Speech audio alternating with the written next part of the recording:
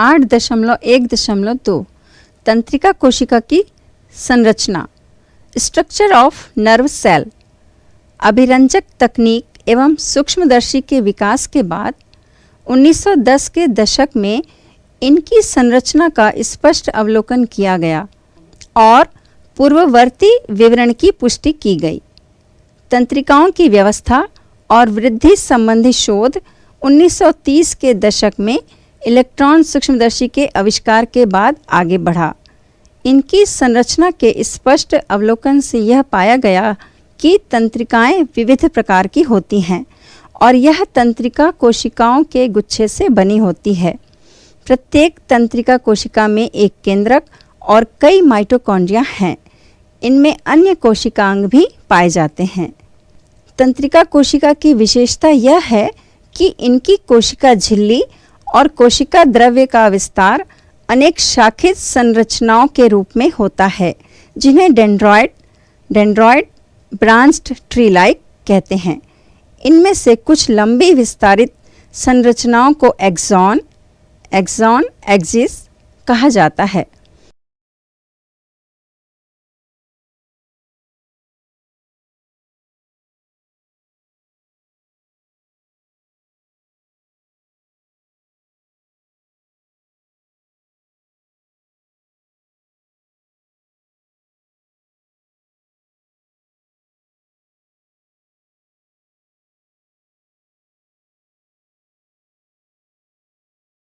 यह शरीर के दूरस्थ भागों तक पहुंचती है।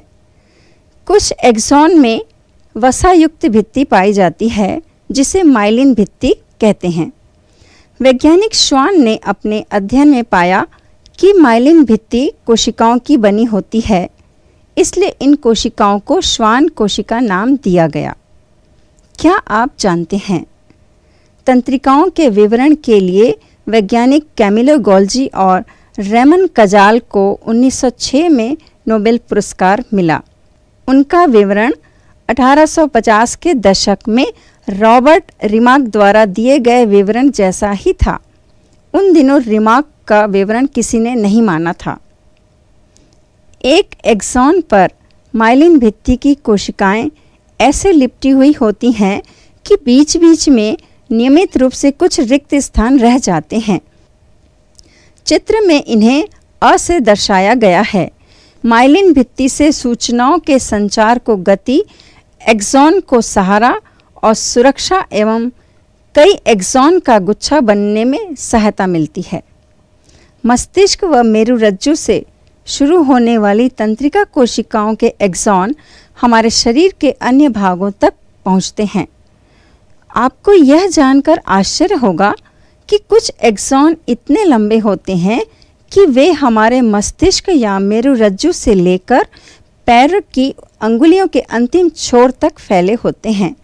अतः आपकी कुछ तंत्रिका कोशिकाएं आपकी लंबाई के बराबर हैं।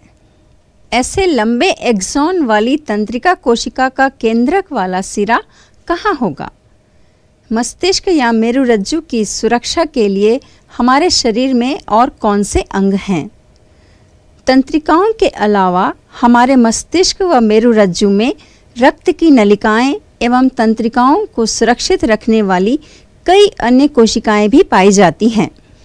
यह समस्त संरचनाएं त्वचीय ऊतक से लिपटी हुई होती हैं।